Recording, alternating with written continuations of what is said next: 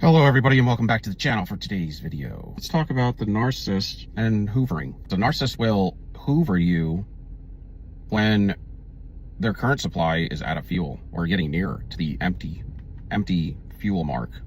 Just like on your gas tank in your car.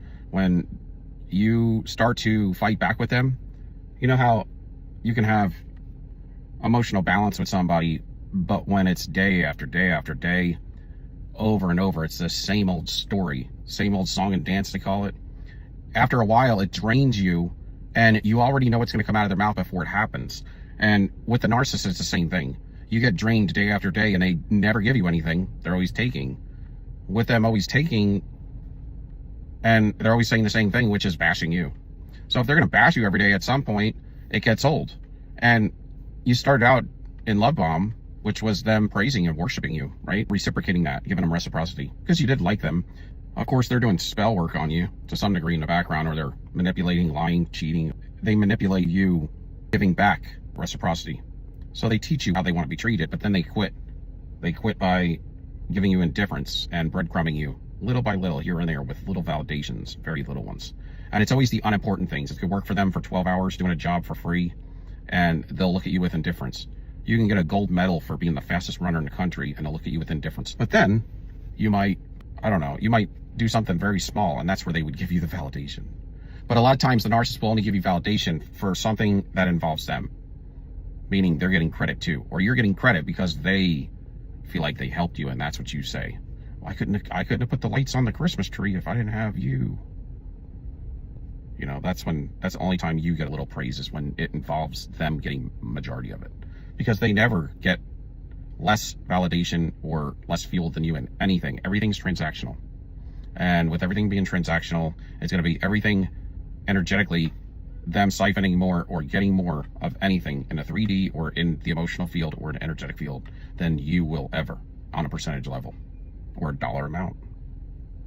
And they're transactional. They don't love. They just have transactions with people. It's like a pawn shop. I want to sell you this item and I want $100, but you're going to give me 50. So, I mean, you either take it or leave it, and that's how it works. But when you get too low, they leave you because you don't have enough energy, and you start to fight back with them. You're like, I had enough, man. You can do that crap yourself. You're not very polite anymore, and you probably should have been this way a long time ago, and the relationship would have ended a long time ago. So what they do is they'll monkey branch, which is to grab a hold of another form of supply and swing right over without a break. As soon as they leave your house, they're calling up the next person saying, I want to date you full time now. I know we've been seeing each other, and you didn't know that. They're supposed to be serious with you, but behind closed doors, they were seeing their secondary supply. So they're going to call them up and be like, they're all prepped. And of course, if you are having those addictions towards them with the hot and cold and the endocrine system, then they are as well. That's how it works. They're going to be addicted to them as well, and it's their time. Their addiction level is at a high level right now, where they need a hit of that validation, that love from the narcissist. It might have been 2 months or 3 months, and maybe they've energetically recovered. So now their fuel tank's on full. It's perfect for the narcissist. They're fiending for the narcissist, love and attention, and they have a full tank, and they're going to be willing to take them back because they're addicted. So they're going to discard you, go to them, and then they're going to triangulate between the both of you, because you're going to be addicted to them, and then they usually make you a chaser, which is you're thirsty. They try to look like alphas, but they're not alphas at all. They're pick-me's. They're like the lowest on a totem pole. I mean, they sleep with everybody in the whole city. Everybody knows them at some point. So many people have slept with them that the word is out. Even with all the hate, disgust, and all of the abuse that they give you, somebody to leave the narcissist because they cheat on them. They lie and they cheat on them, but the cheating is probably the most devastating. Plus, you can catch things because they catch a lot of infections and diseases over time. And they are more than willing to give them to you without telling you. That's how a narcissist is, because they want to keep you nailed down. So if they give you the same thing they have, they feel like, again, they're always in competition, so they're going to feel like they have the upper hand, or they're at least equal with you there, and then you're going to have a hard time getting another person to love you, because now you got an infection, you may not be able to get rid of it. And if they give it to you and you're cheating on whoever you're seeing, and that could happen because the empath could be honest and truthful but still cheat, because the narcissist gets you addicted, so you're going to want that hit, so you may cheat even if you wouldn't normally do it. So then you may cheat, and they may give you a disease you didn't know about, then you go back, give it to somebody else, and then they break up with you, and then they got you again. It's terrible. I mean, it's never happened to me, but I hear these stories over and over. When you study this material, it's over and over. I've even seen it from people I have dated that after I left them, they caught stuff and they freely hand it to people without telling them. But a lot of them they're dirty hygienically. They'll have so many intercourse partners and so unhygienic that they won't even wash between partners. I've heard this, I've read this.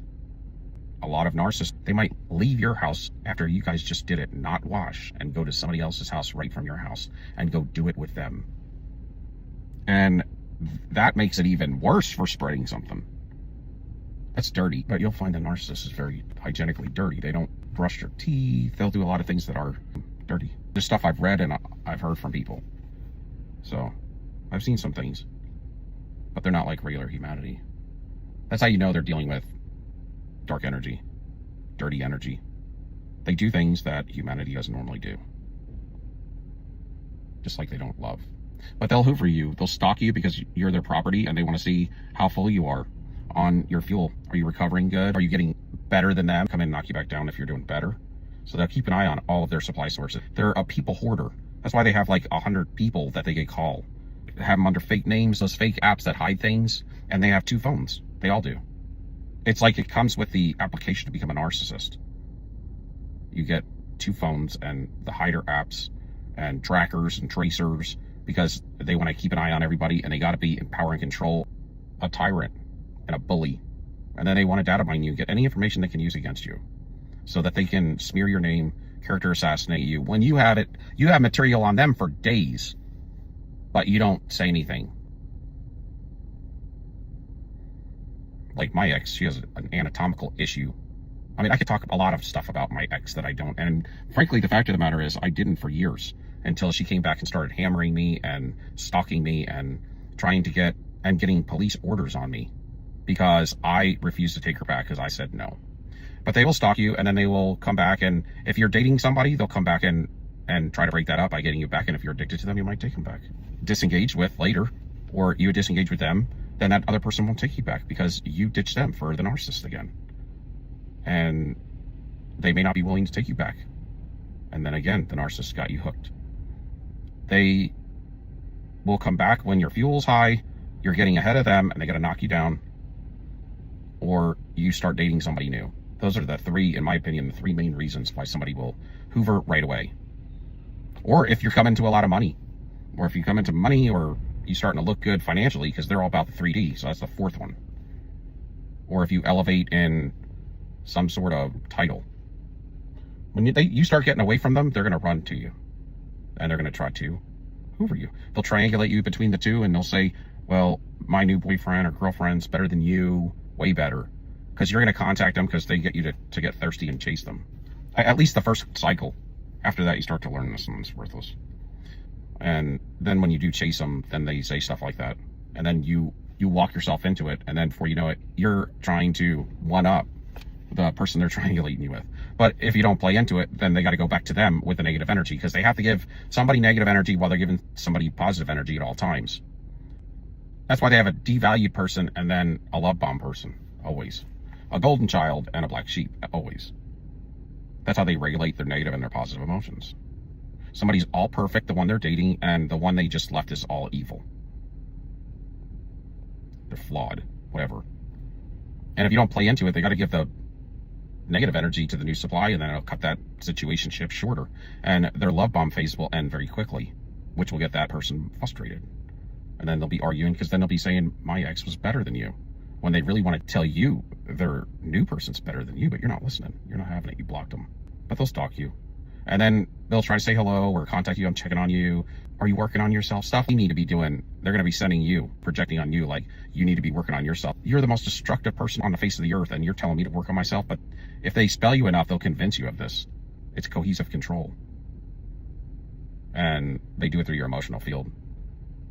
But they will do that kind of stuff. And then if they can't contact you, after they smear you, then they'll start talking good about you after a few months if you don't contact them.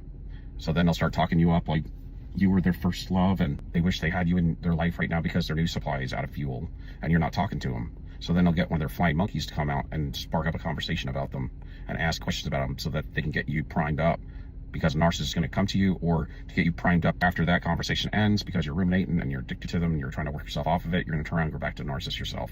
It's planting seeds. And that's what the flying monkeys do.